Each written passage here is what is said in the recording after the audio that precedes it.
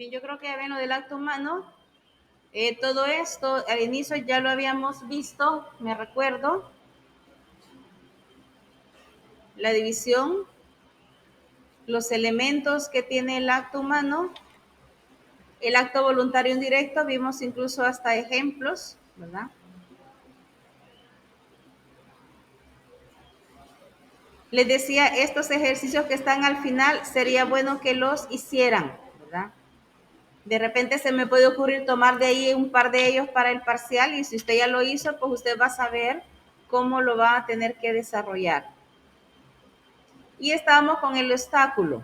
Solo habíamos visto un obstáculo por parte de la ignorancia, solo existe uno. Y me recuerdo que les decía que la ignorancia es desconocer alguna regla, desconocer alguna norma. Pero a la vez la ignorancia puede ser vencible y puede ser invencible. Eso recuerdan que lo vimos. Sí, licenciada. Vale, sí, Sí, gracias, porque licenciada. yo sí lo recuerdo.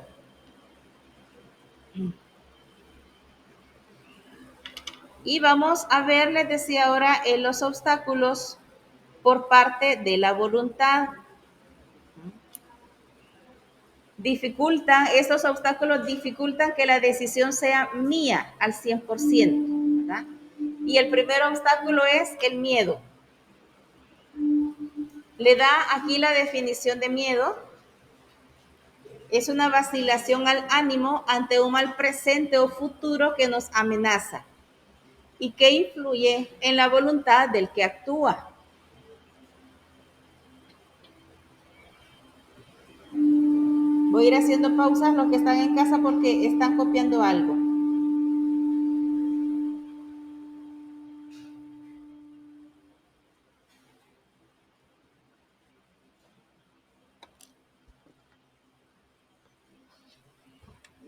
El miedo. Si yo les pregunto, ubíquese en... Espérense que están copiando todavía.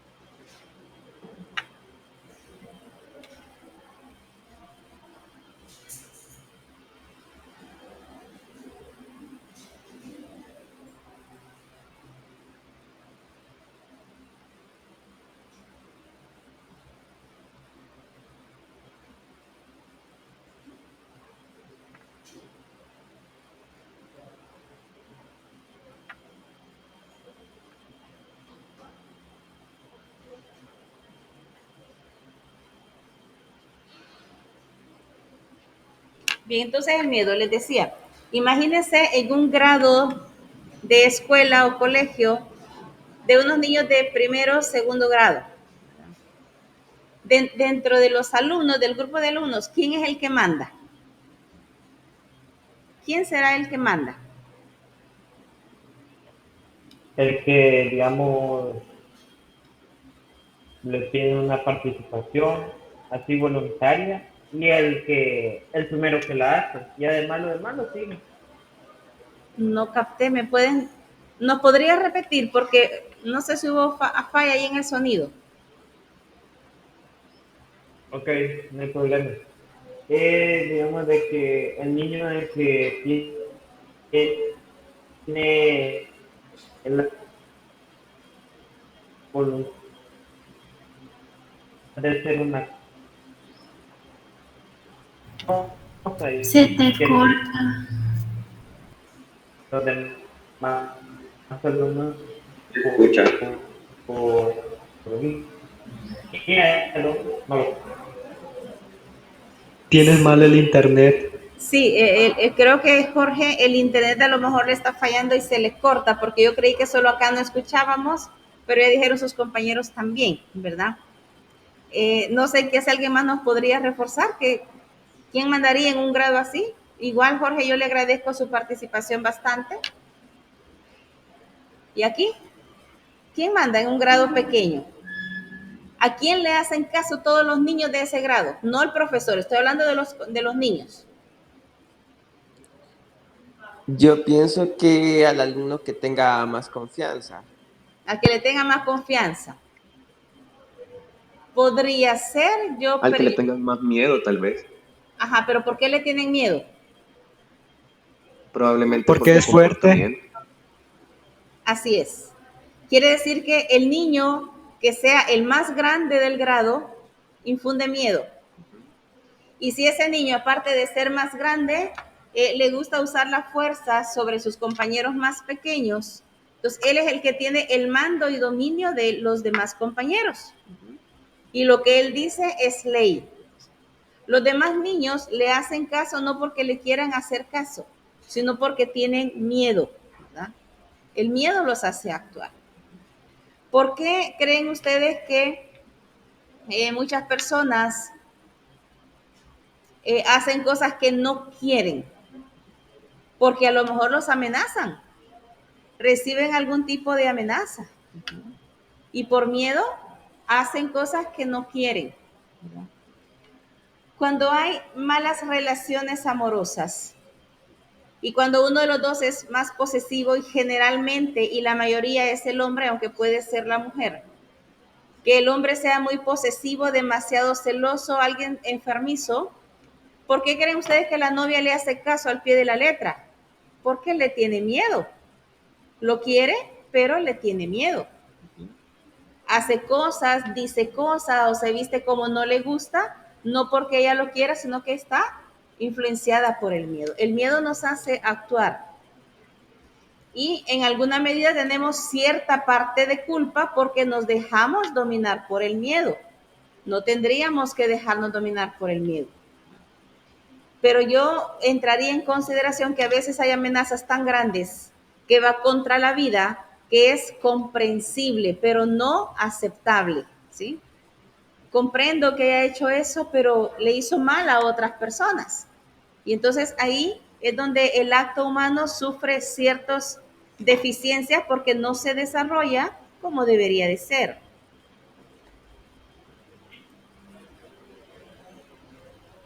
El siguiente obstáculo son las pasiones. Cuando se habla de pasiones en moralidad, no estamos hablando específicamente de la pasión de manera erótica, sino que pasión aquello que nos hace a nosotros hacer las cosas por amor, pero una pasión también puede ser algo negativo. Me la define el documento como movimientos del apetito sensible que buscan el bien sensible o intentan huir del dolor. Algo me apasiona, yo quiero pasarla muy bien, entonces me inclino por ese bien o intento huir del dolor. Me da como por ejemplo la ira. Es normal y yo soy de la opinión que todos tenemos mal temperamento, todos.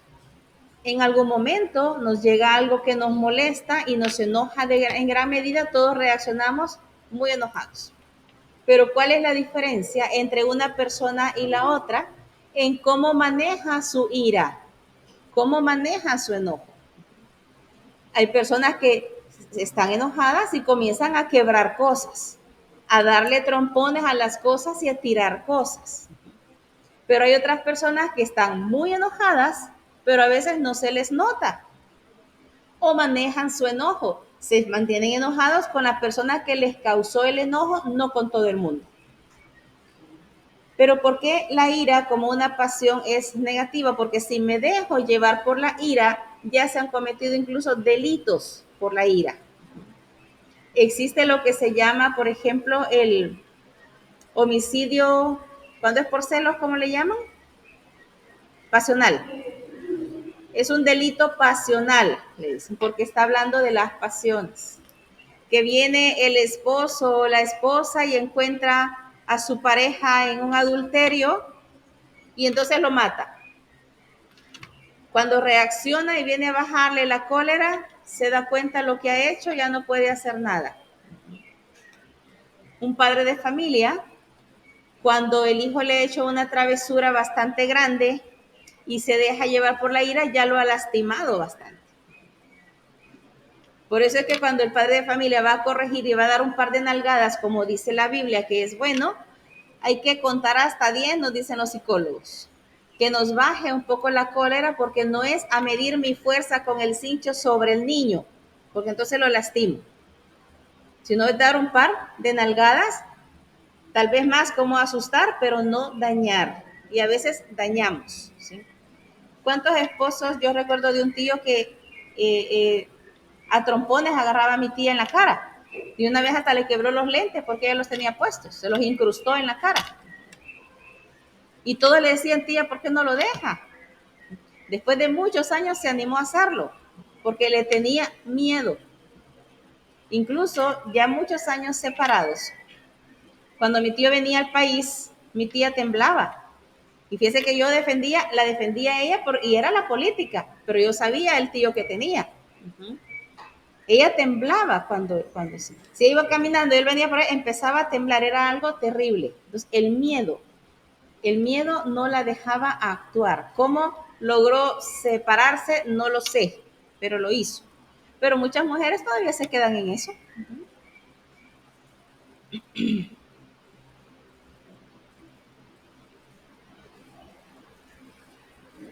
La violencia. La violencia es otro obstáculo externo por parte de la voluntad. Lo define como el impulso de un factor externo que nos lleva a actuar en contra de nuestra voluntad.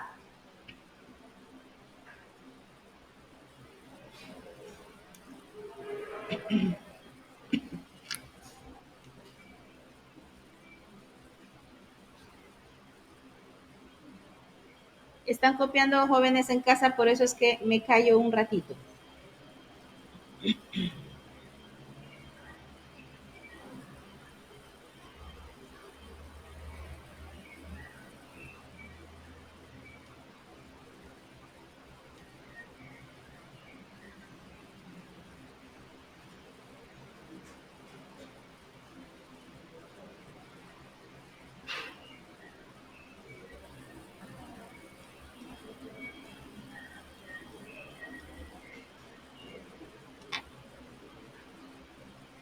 Entonces la violencia, fíjese, puede ser de dos formas. Yo creo que el físico es el que nosotros más conocemos. Los golpes, ¿verdad? Pero también existe la violencia moral. ¿Cuál es esa? Promesas que nos hacen y que no cumplimos. O promesas que nosotros hacemos y no cumplimos. Entonces estamos violentando a la persona que espera una respuesta a la promesa que le hemos dado. ¿Cómo se ha sentido usted o cómo ha visto que se siente alguna persona cuando no le cumplen una promesa? En casa pueden simplemente comenzar a hablar y acá también. Traicionada. Decepcionado y triste. Traicionada, decepcionada, triste. ¿Qué me decía acá usted? Enojada, ¿verdad? Jorge dice, escribe, es una traición. Entonces, vean, ¿por qué es una violencia? A veces muchos niños le reclaman a sus papás, es que no me cumpliste, no me trajiste lo que me dijiste. Entonces, el niño desde ahí se siente traicionado, se siente ofendido, se siente violentado. Pero fíjese que otro tipo de violencia moral hay, los halagos. ¿Verdad? Aquel tipo de persona que yo no sé cómo la conocerá usted, pero le decimos persona muy mielosa, decimos. Que por todo es un halago. Ay, qué chulos sus aritos, qué chulas sus manos, qué chulas sus uñas, que yo quiero ser como usted. Y comienzan a halagar demasiado a una persona. ¿Verdad? Está bien que de vez en cuando nos halaguemos porque es parte de nosotros. Te ves bien, pero no vamos a empezar a halagar desde las uñas de los pies hasta la punta del pelo. No, eso ya no es un halago, eso es una violencia moral. Y es de ponerle paro, porque si no la persona cree que está haciendo bien y no está haciendo bien. Los ruegos insistentes e inoportunos. Yo diría que este tipo de violencia es bastante frecuente, bastante frecuente. ¿Por qué creen ustedes que a veces algunos hombres también, pero mujeres también, terminan siendo novio de alguien que no quieren, que ni siquiera les gusta, por los insistentes ruegos? Dígame que sí, es que te amo, no puedo vivir sin ti, yo respiro por vos, dime que sí, ¿está? Con el famoso ruego. Cuando la veo, cuando lo veo, me dice que sí. Y terminan diciendo sí y no quieren. O a veces los amigos o amigas, ¿no? Acompáñame a tal lugar. No, no quiero ir, no puedo. Vamos. Y vamos. Y va. Y tanto es el vamos que por dejar callada a la persona que nos deje de estar rogando, decimos sí. Y hacemos eso que nos piden sin quererlo hacer. Eso, ojo, porque este tipo de violencia, yo no sé ustedes, pero yo siento que se da bastante frecuente. No sé qué me podrían decir en casa, pero yo creo que sí. Y me vas a dar copia, ¿verdad que sí? Me siento cerca de vos. Mira, aquí estoy. Aquí veo, solo levanta un poquito el papel. Sí, cierto, lo recuerdo. En la escuela mucho me insistían a mí que les pasara copia de esa manera. Exacto, y si usted alguna vez accedió, Walter, fue violentado. A mí de igual manera, muchos me pedían copia Así en la es, materia de matemática porque sabían que era el único que les iba a ayudar un poquito. así es, así es. Yo este tema yo no lo conocía, pero yo me recuerdo de que una de las personas que más me detestó a mí, porque yo no le daba copia, es mi esposo. Y todavía me lo reclama. Porque yo me recuerdo que hace años cuando le dije voy a comenzar a estudiar inglés, vamos los dos. Porque yo voy a ser la única mayor entre todos los hipotes, le decía yo. No, me dijo, vos sos muy turbia, no das copia. Ah, pues no te voy a dar, no te voy a dar. Porque fíjense, estudiábamos juntos, la misma carrera, el bachiller, todos juntos. Teníamos docentes que para hacer los exámenes nos separaban, uno a una punta y el otro a la otra punta, y sacábamos la misma nota. Y así de lejos quería que yo estuviera dando copia. No le decía, ya estudiamos, vas a dar lo que vos has aprendido. Y aún así se casó conmigo, pobrecito, ¿verdad? Pero todavía me reclama, sos bien turbia, no das copia. No, es que tenía que costarle. Los ruegos insistentes son violencia y tenemos que identificarlos para ponerles paro, porque ¿quién se va a sentir mal? La persona violentada. El que violenta no, si él es feliz porque ha conseguido lo que quiere, ¿verdad? Y hay personas que se enorgullecen y dicen, no hombre, yo voy a convencer a tal persona, ya vas a ver si yo siempre consigo lo que yo digo. Es una persona que anda violentando a los demás. Fíjese qué interesante lo que me dice acá. La violencia a veces es absoluta porque destruye la voluntad de la persona. La persona ya no es capaz de decidir. Y entonces me dice que aunque ella es violentada, no puede vencerla, entonces destruye su voluntad y se queda nada más a resistir. Personas que todo el tiempo han sido violentadas, hay hijos que todo el tiempo han sido violentados. Y ellos ya saben que por todo y por nada, lamentablemente les pegan. Y esa es una violencia. Y la violencia moral nunca destruye la voluntariedad. Nunca destruye lo que yo quiero hacer, lo que yo quiero decidir. Pues bajo ella el hombre permanece en todo momento dueño de su libertad. Pero ojo, si nosotros accedemos a ese ruego insistente y si usted no quiere, ya sucumbió, ya se dejó violentar. Y el último obstáculo por parte de la voluntad son los hábitos. Aquí no me da una definición, pero los hábitos son aprendidos. Nadie nace con un hábito. Es que yo ya nací bien ordenada. Mentiras. Aprendemos a ser ordenados, ¿verdad? Y entonces los adquirimos por repetición y repetición. Cuando el acto es bueno, ese no está en discusión moral.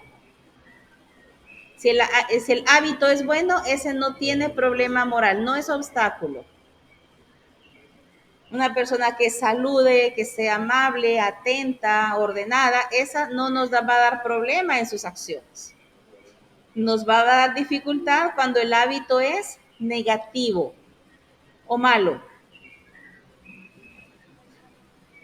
Se me ocurre que uno de los hábitos bastante comunes en muchas personas es la impuntualidad. Yo no sé qué piensan ustedes sobre la impuntualidad. ¿Cómo se sienten ustedes? Obviamente porque ustedes no son los impuntuales. Usted es impuntual. Yo a veces entro tarde a clase, pero los que están acá no me dejarán mentir. Yo estoy entrando a la universidad a las 6:30, yo casi ya estoy en el salón. Pero en todo lo que se conecta y se busca una cosa y la otra, siempre se van los minutos. Pero impuntual. Ahora, ¿cómo se siente la persona que no es impuntual y le toca esperar a la persona impuntual? ¿Cómo se siente? Desesperado. ¿Cuál? Desesperado. A veces enojado. Desesperado, enojado. Andrea, ¿la escuchamos? Es que yo, por ejemplo, bueno, mi mamá es muy puntual, es una persona que le gusta estar 5 minutos antes a los lugares. Entonces, cuando hay una persona que llega muy tarde, y ella tenía una amiga que precisamente ya no se junta con ella por eso, siempre llegaba unas 2 horas tarde. Entonces mi mamá se molestaba mucho porque ella ya había medido su tiempo, ya lo había dividido para haberse juntado con esa amiga, y que le quitara el tiempo de más, eso lo molestaba mucho porque mi mamá es una persona que ya tiene divididos sus horarios. Así es. Entonces, vaya, fíjese, la persona impuntual, ella no se enoja. Ella le llega 2 horas tarde, ¿qué tiene, niña? Si ya vine. 10 minutos, ¿qué es? No, pero esos 10 minutos al que está esperando es terrible, ¿verdad?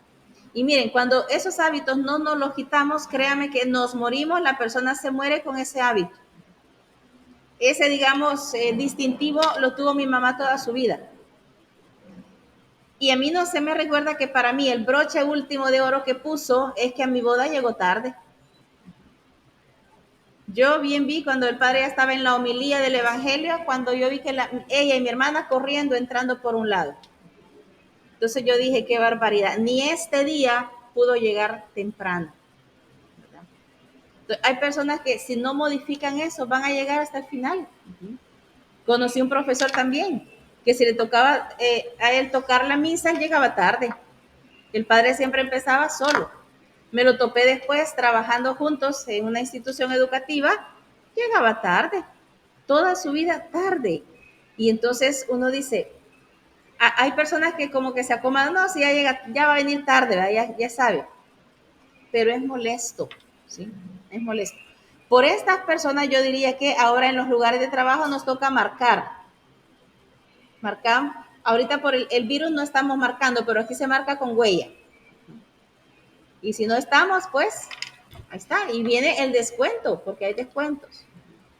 Porque hay personas que sí acostumbran llegar tarde. Entonces, ese es uno de los hábitos. Quiero ver qué nos ha escrito acá Jorge.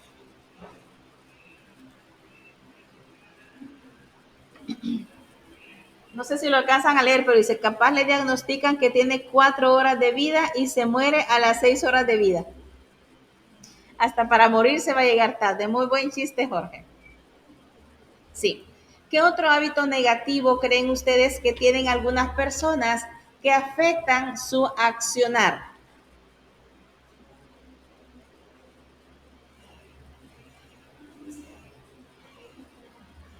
¿No se les El ocurre? mentir, ¿Cuál, Julio?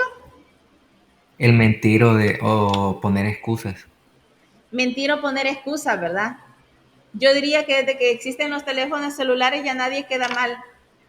Hey, te estoy esperando, ¿y por dónde venís? No, ya estoy en el tráfico, y a veces el tipo no ha salido de la casa. A bañarse va y está en el tráfico. Mentir, ¿verdad? No existen mentiras grandes ni pequeñas. Mentira es mentira desde que se da, ¿verdad? Esa es otra, ¿verdad? ¿Qué otro mal hábito? A mí se me ocurre el dejar para último momento las cosas que hay que hacer. A mí, por ejemplo, a veces me llegan correo, ¿ve? Mire que iba a mandar el trabajo y la herramienta se cerró. Sí le pongo yo, pero la herramienta cierra media hora antes. Si usted entrega media hora antes, usted va a poder mandarlo, pero si se mete en ese tiempo de la media hora donde la plataforma cierra, usted no va a poder mandar. Y pum, a veces me lo mandan al correo. En el correo ni los abro porque les digo, yo ahí no califico nada. Por eso está la herramienta, les doy tiempo para que manden las cosas. Ay, es que no pude. Es que el internet, en los parciales, muchos problemas se dan con el internet cuando se hacían en línea. Pero, y fíjense, el examen se abría a las 0 horas del día, pero todo el mundo lo hacía hasta en la noche, cuando ya faltaba algún tiempo y cualquier cosa podía pasar. En todo lo que trabajamos en línea desde casa, yo solo tuve un alumno que él me escribía en la noche, licenciada, el parcial siempre se va a abrir a las 0 horas. Sí. ¿Por qué? Le decía yo. Es que lo quiero hacer tempranito, a las 2 de la mañana. Porque quiero ser el primero en hacerlo y ya estar libre de ese examen. Y efectivamente, cuando yo les revisaba la bitácora de trabajo, todos mis parciales los hizo y laboratorio a las 2 de la mañana. Porque me decía, me voy a trabajar y el afán del trabajo me puede distorsionar algo. Algo puede pasar y no sé. Entonces mejor lo hago temprano. El único, y de ahí todos los demás, cuando yo revisaba, quiero ver quién ha entrado, fulanito a qué horas ha entrado, ni siquiera había entrado. Siempre los hacen hasta el último. ¿Por qué? ¿Cuándo están llenos más los bancos? ¿Cuándo es el último día de pago de algún recibo? Pues toda la gente ese día va y la gran cola. Son hábitos que hacen que nosotros actuemos de una manera no muy correcta, ¿verdad? Y fíjese, y aquí no estamos hablando de los hábitos ya más grandes como los vicios. Eso nos hacen actuar peor, ¿verdad? Los hábitos. Y también igual al final de este subtema, porque nos hace falta otro, me da ejercicios, ¿verdad? Me gusta siempre hacerlo, número 4. Señalar qué aspectos de la ciencia moral tiene más obligación de conocer. Cuando en esta redacción se refiere que de todos estos que están acá, según ustedes, ¿quién tiene obligación de conocer más sobre moral? ¿Quién debe tener más obligación de conocer sobre la moral? El abogado. Ya lo leyeron. Escucho.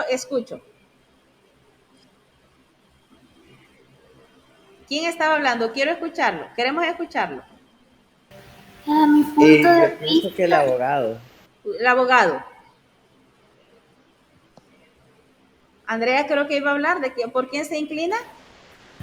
Por el médico. Por el médico.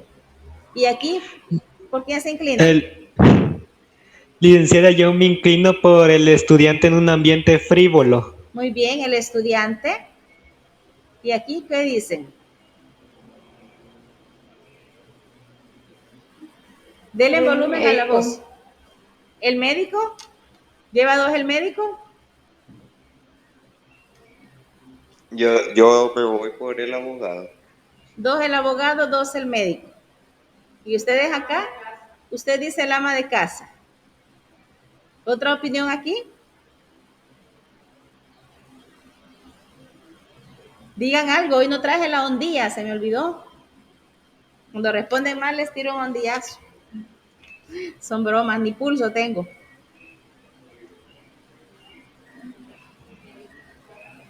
Yo igual opino que el ama de casa. El ama de casa. Fíjese, efectivamente es el ama de casa, ¿verdad? Por eso es el ser mamá no es nada fácil, porque es la que tiene que educar a sus hijos. Es la que primero le comienza. ¿Por qué digo la mamá? Porque el papá casi siempre no está porque anda trabajando. Es el que se va a lo mejor tempranito y llega bien noche.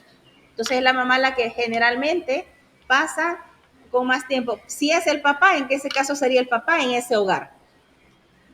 Ahí tiene 2, 3 hijos. Tiene en potencia no sé qué profesional. Porque su hijo puede llegar a ser abogado, médico o puede ser un estudiante que está en un ambiente frívolo de la universidad o puede ser un estudiante que está en una escuela que para nada Dios, ¿verdad? Pero si la mamá lo formó bien, ese ambiente no le va a afectar. Entonces, de todos estos, quien tiene más obligación de conocer sobre la moral es la mamá. Recuerden que en esta parte del tema nosotros hemos visto que el acto humano tiene 2 elementos. El primero es el conocimiento y el segundo es la libre voluntad, ¿verdad? En base a eso, me dice que juzgue la moralidad de estos siguientes ejemplos. ¿Por qué usted se inclina que es culpable porque ha sido inmoral o si no ha cometido ninguna falta? En el primero le dice, el médico que perjudica a su cliente por no tener suficientes conocimientos. ¿Cómo lo juzgarían ustedes?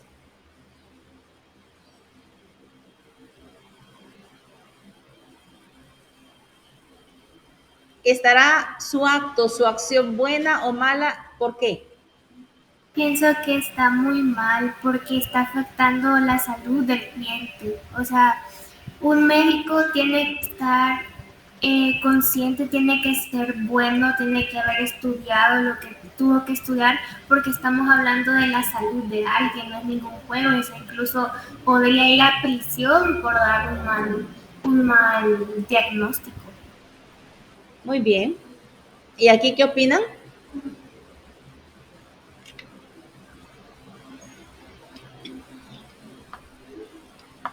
¿Qué pasó? ¿No estamos en clase? Están enojados por el examen de ayer, ¿verdad? Por eso no me quieren hablar. ¿Perdón?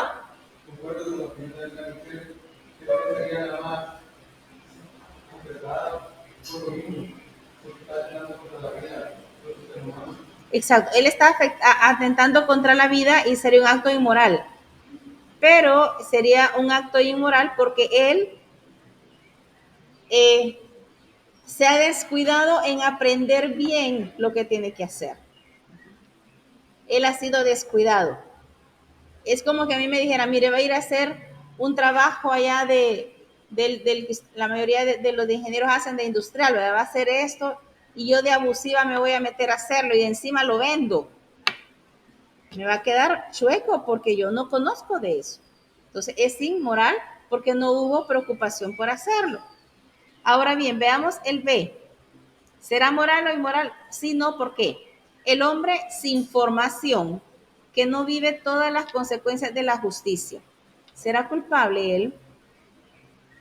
El hombre sin formación, sin educación, en ese aspecto podríamos decir, que no vive las consecuencias de la justicia.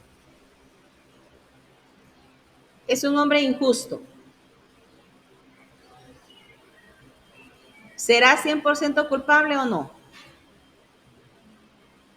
¿Por qué no es culpable? No porque no tiene formación, no tuvo alguien que le guiara, que le dijera esto está mal. Exacto, no tiene conocimiento. Acuérdense, estamos juzgándolo ahorita contra el conocimiento y libre voluntad, ¿verdad?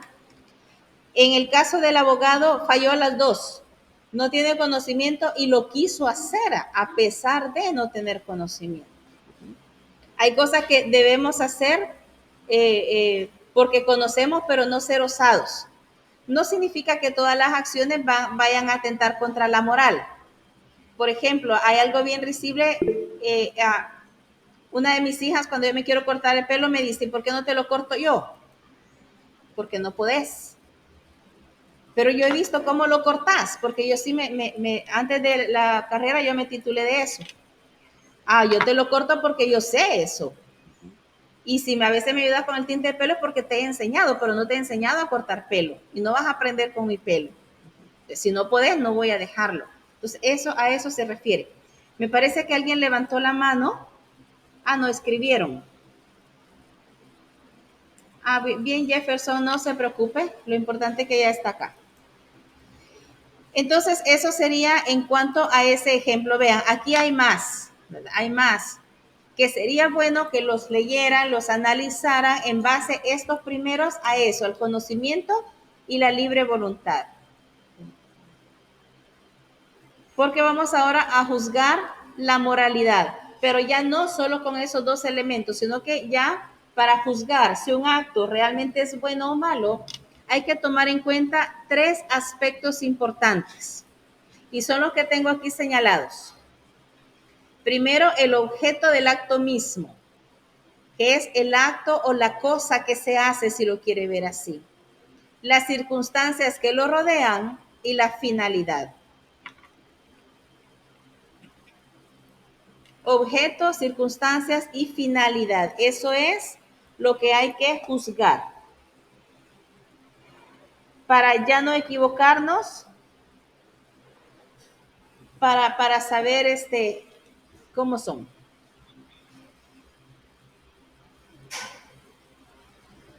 Aquí el documento le va a desglosar qué es cada cosa, pero el acto específicamente es la acción, ¿verdad?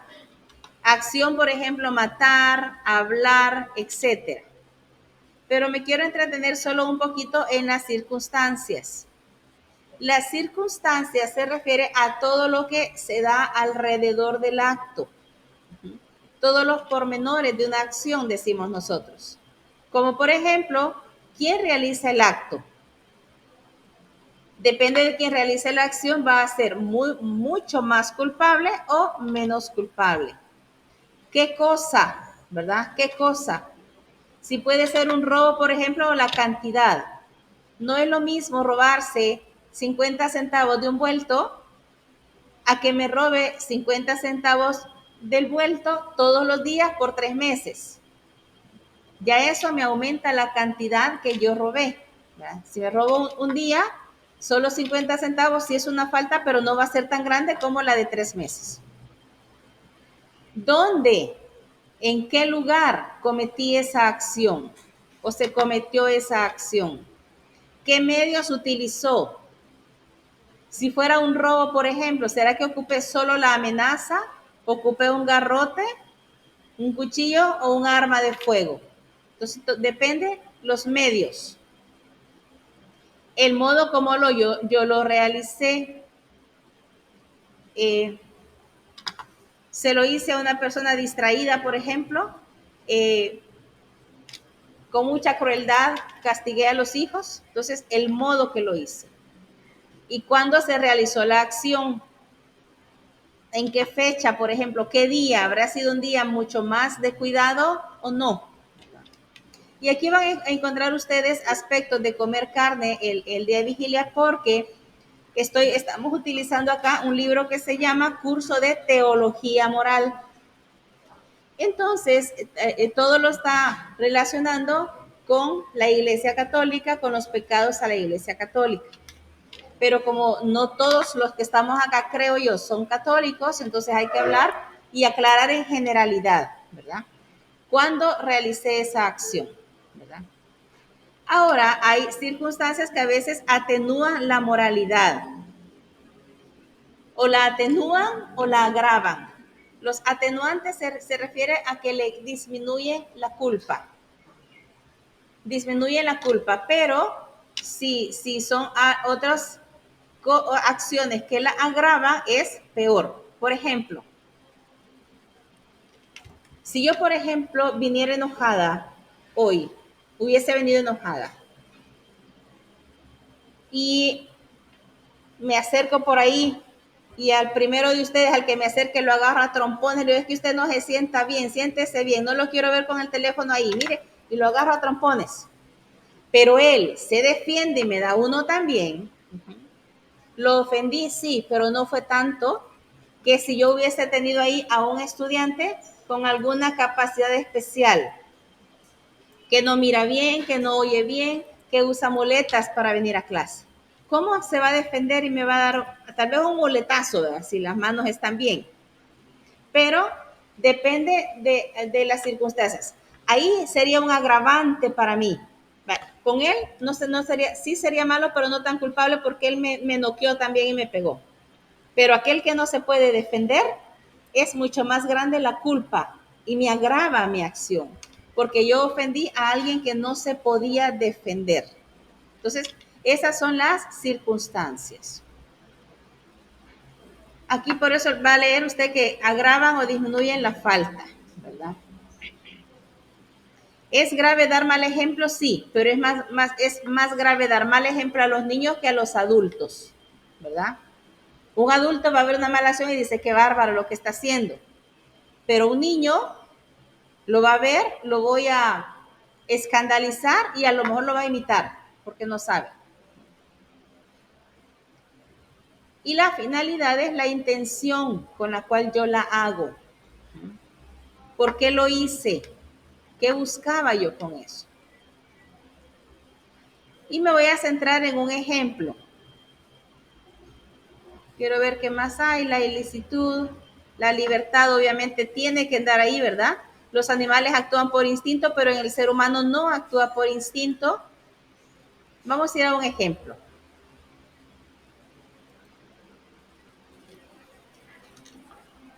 Ustedes conocen la historia de este cuento, creo que es el de Robin Hood. Algunos sí. En casa no sé. Edwin sí. ¿Qué hacía Robin Hood? Edwin, ¿qué hacía? Robaba ¿Robaba? a los ricos para darle a los pobres. Muy bien. Robaba a los ricos para ayudar a los pobres. El objeto de él era robar. Quiere decir, la acción es robar. La finalidad era ayudar a los pobres, ¿verdad? Fíjese, objeto malo, circunstancia buena. Veamos la finalidad buena, veamos las circunstancias. Me imagino que este personaje, Robin Hood, robaba en el bosque, creo que lo hacía. Y obviamente tenía que haberlo hecho a una hora donde estaba solo. Nadie lo iba a ver. Quiere decir que buscaba en una de sus circunstancias era la hora sola en la que él robaba. A lo mejor amenazaba con armas, porque en esa época eran las flechas, ¿verdad? Y yo me recuerdo que tenía a un integrante de su grupo o de su banda, si lo queremos llamar así, que era el pequeño Juan. ¿Cómo era el pequeño Juan físicamente? Era un hombre enorme, el más grande de todos. Entonces, cuando ya los de la diligencia veían al pequeño Juan que ya iba encima de ellos, mejor los otros entregaban. Entonces, fíjese, de estos tres elementos, objeto, circunstancia y finalidad, si los tres elementos o condiciones son buenas, el acto es bueno, moralmente. Pero si una de esas tres es mala, la acción es moralmente mala, aunque la finalidad sea buena. Fíjese, la finalidad de Robin Hood era buena, ayudar a los pobres, pero las otras dos eran malas. Empezando por el objeto era robar, y las circunstancias, todo lo que envuelve el acto, eran malos. Me gustaría que me pusieran un ejemplo, ustedes me dieran un ejemplo de objeto bueno, circunstancias buenas, finalidad buena.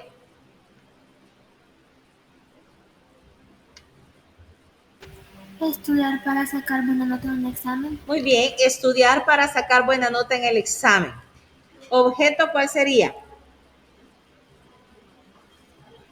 Estudiar. Estudiar, muy bien. La finalidad, Sacar buena nota. sacar buenas notas. ¿Qué circunstancias podrían darse en ese ejemplo? Disciplina, comenzar a estudiar con tiempo, ¿verdad? No un día antes del examen. Algunas personas acostumbran a hacer cuestionarios, por ejemplo, ¿verdad? O planas de las cosas para estudiar mejor. Ese sería un acto bueno, ¿verdad? ¿Cómo ese ejemplo que me acaban de dar yo podría volverlo malo?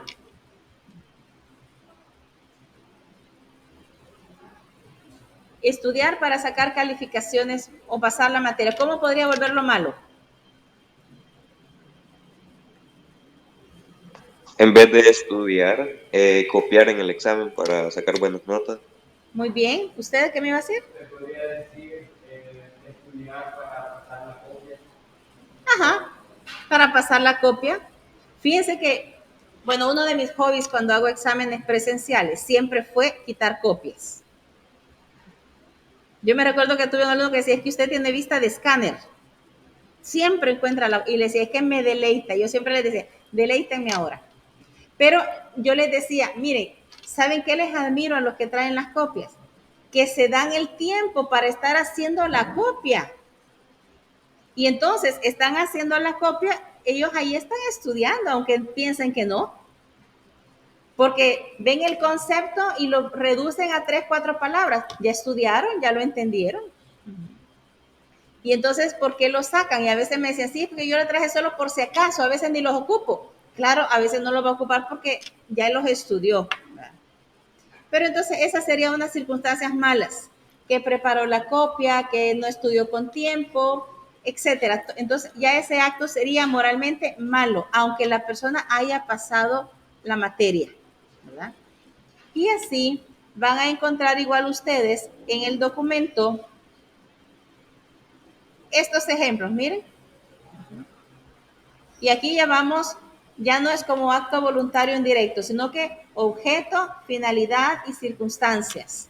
Quitar la vida al ladrón armado que entra a robar, leer una novela en la parte esencial de la iglesia, robar el cepillo de la iglesia, el cepillo es la limosna, robar la limosna de la iglesia para poder ir con los amigos a ver una mala película, etcétera. Entonces, eso sería el documento de acto humano. Ahí estaríamos terminando el documento del acto humano. Recuerde que en el parcial viene desde que inició el segundo periodo hasta este tema, ¿verdad? Para que cuando se aburra en vacaciones le dé una leidita algo por ahí, ¿verdad? No lo estoy mandando a estudiar todos los días, no, cuando se aburra, ¿verdad? Porque el 25 son los parciales y hay que comenzar a estudiar con tiempo, ¿verdad?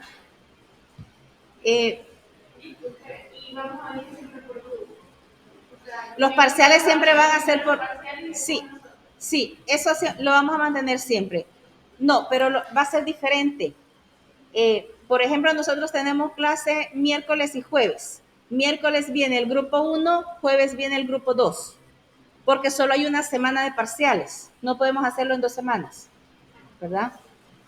Eso va a ser siempre. Entonces, como siempre las clases son en 2 días de la semana, el primer día viene el primer grupo y el segundo día viene el segundo grupo, para que en esa semana se hagan los parciales, ¿verdad? No sé si hay alguna otra pregunta, comentario. Bien, hoy no les voy a tomar asistencia, yo los quiero dejar ahorita para que al menos en filosofía comiencen a sentir que ya están en vacaciones. Ya mañana van a descansar y pues yo les deseo que descansen.